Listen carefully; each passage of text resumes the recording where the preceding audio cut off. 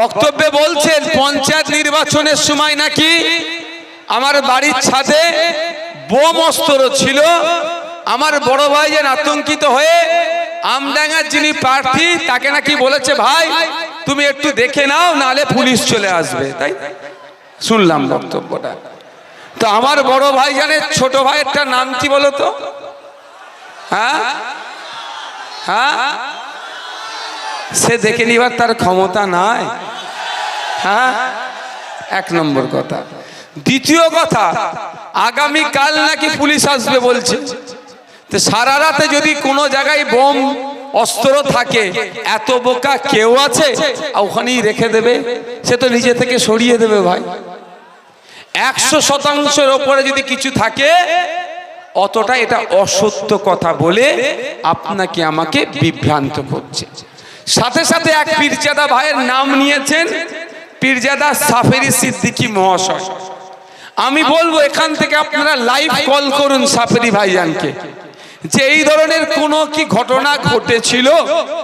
বলবেন পীর সাহেব আপনার কলটা কিন্তু আমি রেকর্ড করছি, এই বলে কল করুন যে আব্বাস ভাইজানের বাড়ির ছাদে নাকি বোম ছিল, পুলিশ আসছিল, আপনারা নাকি পুলিশকে আটকে দিয়েছেন, বোমটা উদ্ধার করতে দেননি। জিজ্ঞাসা করবেন, লাইভ কল করতে পারেন আপনারা, দুধকে দুধ পানিকে পানি হয়ে যাবে। 3 নম্বর কথা, হক আর বেহক, ন্যায় আর অন্যায়। তুমি কিসের জনপ্রতিনিধি আগামী দিনে হবে? কারো বাড়ির ছাদে ইল্লিগাল আর্মস বোম সংরক্ষণ করে রেখেছে, তুমি সেটাকে না ধরিয়ে আরো পুলিশকে আটকাচ্ছ, তদন্ত করতে দিচ্ছ না। কি বলছি বুঝতে পারছেন? আমার বাড়ির ছাদে বোম আছে, বিশ্বজিৎদা যদি আটকে দেয়, তাহলে আগামী দিনে কোনো একটা ছেলে কোনো একটা মেয়ের হাত ধরে টানাটানি করলে, তাকে ধর্ষণ করলে, আমার ছেলে বলে তাকে লুকিয়ে রাখবে? আমার কথা বুঝতে পারছেন না?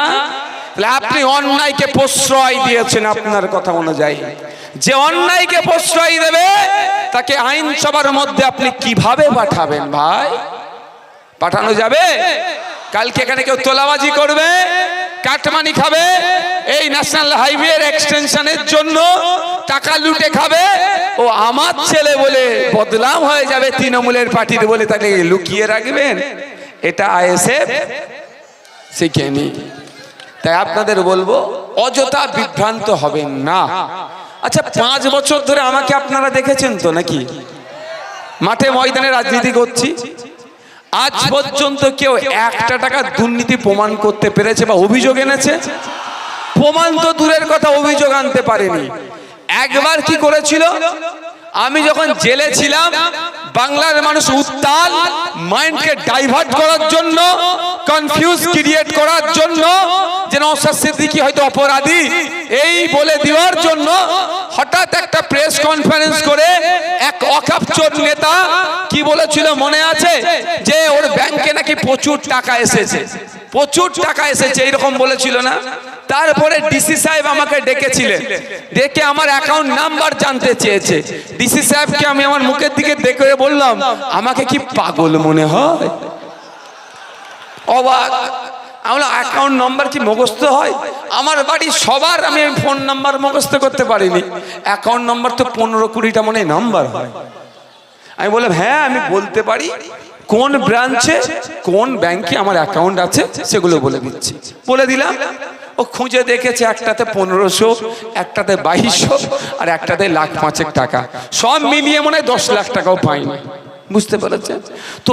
এইভাবে আমাদেরকে আটকানোর চেষ্টা করছে, মিথ্যাচার করছে।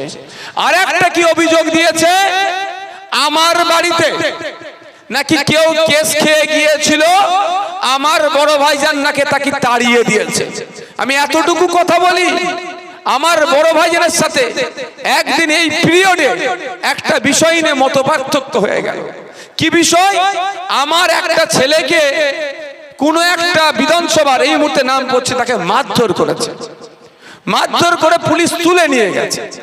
একটা গুরুত্বপূর্ণ আলোচনা চলছিল আমাদের, সেই সময় আমার বড় ভাইজান আমাকে বলল যে ওইটা কি হয়েছে একটু লক্ষ্য করেছিস? আমি বড় ভাইজানকে বললাম, ভাইজান অবজারভার দিয়ে আছে তো, আপনি কেন এত টেনশন নিচ্ছ করছেন? ওরা তো দেখে নেবে, সেই জন্যই তো অবজারভার দিয়েছি। সারা রাজ্যের মানুষের আপনি চাপ কেন মাথায় নিচ্ছেন? এ কথা বলার জন্য বড় ভাই যেন আমাকে খুব জোরে তাড়া দিয়েছিলেন। পরে বুঝেছিলাম মানসিকভাবে তিনি একটু দুঃখ পেয়েছিলেন। পরে আমি জানতে পারি যে তারা শুধু জানে তিনি দুঃখ পেয়েছিল। এই জন্যই যে এলাকা আমি ভোটার হিসাবে দেখি না, নওশাদ আমার যেমন ভাই, এরাও আমার ওই রকমই আপন ভাই। তাই অবজারভার যতই দেয়া থাকুক না কেন, আমার ভাই একটা বিপদে পড়েছে, সেই অবজারভার যদি ফাঁকি মারে, সেই জন্য তার ছোট ভাইকে বলছে একটু দায়িত্ব নিয়ে দেখ। এটা হচ্ছে আব্বাস সিদ্দিকী, একটু মাথায় রাখবেন। সম্পূর্ণ মিথ্যাচার করছে। হ্যাঁ, দলে জয়েন করেছে, আইএসএফ ছেড়ে আমডাঙ্গা থেকে গিয়েছে। যদি মনে হয় তার জন্য ওটা ভালো জায়গা, আমরা তাকে কিচ্ছু একটা শব্দ কেউ আমরা খরচ করেছি তার বিরুদ্ধে, প্রয়োজনও নাই। কিন্তু প্রশ্ন এটাই, মিথ্যা অভিযোগ করলে তো চুপ করে থাকা যায় না। রাজনীতির লড়াই হোক না, যুক্তি তর্ক দিয়ে লড়াই হোক, কে কত যুক্তি দিতে পারে তার লড়াই হোক, আমি ওয়েলকাম করছি। 294টা তৃণমূলের প্রার্থী ছেড়ে দিন, রাজ্যের মুখ্যমন্ত্রী মমতা ব্যানার্জিকে বসান একদিকে, আর উল্টো দিকে নওশাদ সিদ্দিকীকে বসান। মমতা ব্যানার্জি পশ্চিম বাংলার মহিলা থেকে শুরু করে, পুরুষ থেকে শুরু করে, কৃষক থেকে শুরু করে, এই আমডাঙ্গার কৃষক থেকে, আমডাঙ্গার কর্মচারী থেকে শুরু করে, সরকারি কর্মী থেকে শুরু করে, রাজ্যের মানুষকে আজকে ধ্বংসের দিকে এগিয়ে নিয়ে যাচ্ছে। এটা প্রমাণ যদি না করতে পারি, মমতা ব্যানার্জির হাত থেকে আমি তার দলের ঝান্ডাটা গ্রহণ করে নেব। ভয় লাগছে নাকি? হ্যাঁ, আর যদি মমতা ব্যানার্জিকে আমি মমতা ব্যানার্জিকে আমি ভুল প্রমাণ করালে কি হবে? হ্যাঁ, কি বলছে আইএসএফ এ নিয়ে নিতে হবে? আরে বাবা না, মাথা খারাপ, মাথা খারাপ। বলবো মা আমার, দিদি আমার বার্ধক্যে উপনীত হয়েছে। আমরা যতটুকু জানি, হিন্দু সমাজের মানুষেরা এটা বলে, শেষ জীবনে গিয়ে বৃন্দাবনে একটু ধর্ম কর্ম করো, তাই না মা? তাই এটা বলবো, অনেক হয়েছে মা আমার, এবার আপনি অব্যাহতি দেন, বাংলার মানুষকে একটু শান্তিতে থাকতে দেন, বৃন্দাবনের টিকিটটা কেটে দিচ্ছি। পারবে? আমি চ্যালেঞ্জ দিয়ে যাচ্ছি, আমি চ্যালেঞ্জ করে যাচ্ছি, প্রমাণ করে দেব। শিক্ষা, স্বাস্থ্য, কর্মসংস্থান, মহিলা নিরাপত্তা সব জায়গাতে বাংলাকে পিছিয়ে নিয়ে গেছে। মদের দোকান, কাটমানি, তোলাবাজিতে বাংলাকে এগিয়ে নিয়ে গেছে এরা। একটা। দ্বিতীয় কথা কি বলছিলাম?